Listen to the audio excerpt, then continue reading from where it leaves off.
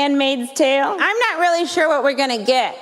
You know, a press briefing, a bunch of lies, or divided into softball teams. I actually really like Sarah. I think she's very resourceful. Like, she burns facts, and then she uses that ash to create a perfect smoky eye. Like, maybe she's born with it, maybe it's lies. I'm never really sure what to call Sarah Huckabee Sanders. You know, is it Sarah Sanders? Is it Sarah Huckabee Sanders? Is it Cousin Huckabee? What's Uncle Tom but for white women who disappoint other white women? Wow. Well, I'm really glad I didn't go. Comedian Michelle Wolf ridiculing Sarah Huckabee Sanders there at the annual White House Correspondents Dinner. And you know what? It just wasn't funny. It really wasn't. Nothing about her presentation was funny. I kept saying, who is this Michelle Wolf who's doing this? And I did a little research. I checked around with the young ones too. Nobody knew who she was. So she has some show online, and she does a few things on The Daily Show, but she is not really what you would call an established comic. And I think that came out in full force because, you know, there's a line between comedy and just being plain old mean. And she crossed that line, and she was really mean, and there was nothing funny about that. And you can hear the lack of response in that room. You can see how people were uncomfortable with her so-called jokes. So I wondered, why on earth did they have this woman there? A woman that you know, I think many people hadn't even heard of, especially when you think about some of the people they've had in the past to headline this event. Actual established comedians. Well, maybe someone there, maybe the White House Correspondents Association, they thought she was funny. Maybe this is what they wanted. Maybe her tone and some of the things that she says is exactly what they were trying to go for. In other words, they knew who she was. They knew she wasn't that funny, but maybe, in fact, to them, because there's such a bias among some of those folks, maybe they thought she would deliver. Well, she certainly didn't, and I am glad that I missed it and chose not to go this year because it would have been awkward. I don't like hearing women ridiculed like that. I don't like hearing a comedian go after the press secretary and talk about things like her eyeshadow. It's just not relevant, and importantly, it's not funny. I mean, I might have walked out. I really might have. But fortunately, I didn't have to worry about that. President Trump, he is also railing against this event. He tweeted out the White House Correspondents' Dinner is dead as we know it. I think that's actually a fair point. This was a total disaster and an embarrassment to our great country and all that it stands for. Fake news is alive and well and beautifully represented on Saturday night. I will tell you this, the White House Correspondents Association says, you know, they are going to look at this going forward. The woman who's president of it says she's going to look at the format of the dinner going forward, saying last night's program was meant to offer a unifying message about our common commitment to a vigorous and free press, not to divide people. Unfortunately, the entertainer's monologue was not in the spirit of the mission. Gosh, you can say that again. She really wasn't funny. And I learned that back in 2007, she was actually a banker. She worked at JP Morgan. Maybe she should have stayed there. Joining me right now, conservative commentator Gina Loudon and Fox News contributor Jamu Green. You heard what I had to say. Let's get Gina in here, and then Jamu, I know you loved it, so I want to hear your perspective on all this as well. Gina, you agree with me? I 100% agree with you. This was disgusting and vile. However predictable, Trish, these are the same people who talk about bullying but then do the bullying, who talk about hypocrisy but then model hypocrisy, and who talk a good game about feminism and then proceed to degrade women based on physical characteristics or makeup, for crying out loud.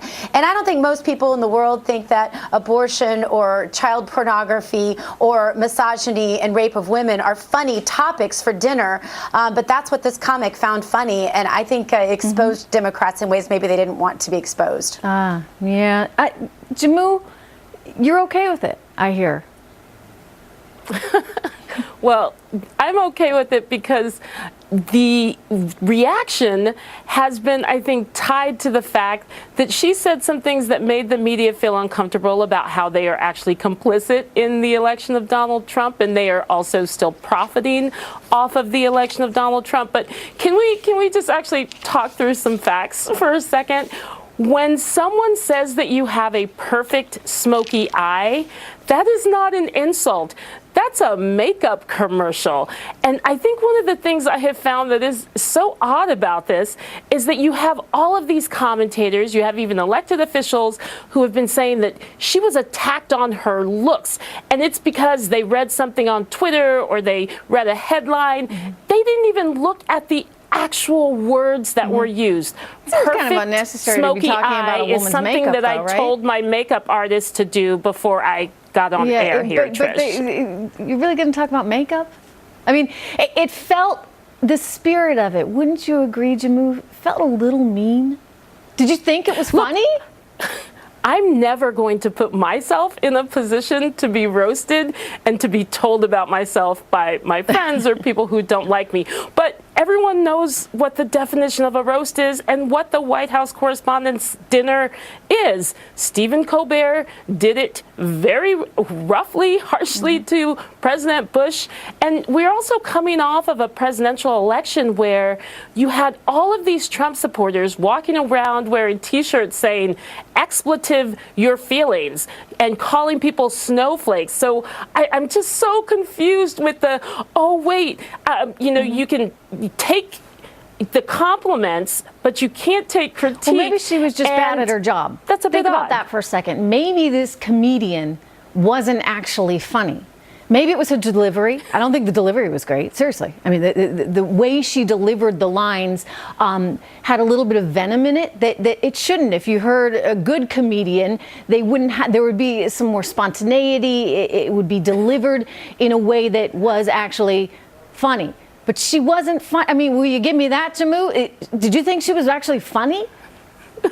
I was a little off. I was a little thrown off by the tone of her voice. But let's talk about venom, Trish. You know where venom doesn't belong? It's coming out of the mouth of the President of the United States when he calls women disgusting, No, fat, Jamu. and That's not sloth. fair. I agree. You know, So Jamu, let's talk whole about thing, that venom for a little what bit. you're trying to cover up here is that this is truly the venom of the press corps. This is how they actually feel and think, and it was laid raw and open for the American people to see at that dinner. And that is going to resonate. Maybe they should have one of these dinners every week so that the world can become completely familiar with exactly how just venomous the press is toward this president. And this, by the way, the president is the American people's elected president. This is against the American people, not just the president. And I don't think that's lost on the American people.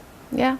Well, maybe some of this venom has rubbed off on the press corps from the mouth of our president. So perhaps that's the lesson that we all can take away from it. To remove the venom, to remove the vitriol, perhaps it starts at the top. The person with the bully pulpit, he should stop insulting people. He should stop focusing on looks. He should stop being venomous. I think that's a fair an thing idea. to say, but I wouldn't make the link between what he's doing and what the media is doing. I mean, it's not as though two wrongs make a right. No. We should all hold ourselves to a much to a high enough standard, and that's supposed to be a celebration of journalism, and it has turned into anything but that. And I think it reached kind of a fevered pitch in a way that folks really don't like. I don't know what this means for this woman's career. Hey, maybe now it'll really take off, right, Gina? Hollywood will love it. I have no doubt in my mind, Trish, that's what's going to happen. I don't know how you go from joking about abortion and people being ripped out of planes to being famous for it. But that would be my guess, sadly. Yeah, I would add that a lot of her material is extremely off color. We were going to try and share it with you, but we couldn't find anything that we could share. Exactly.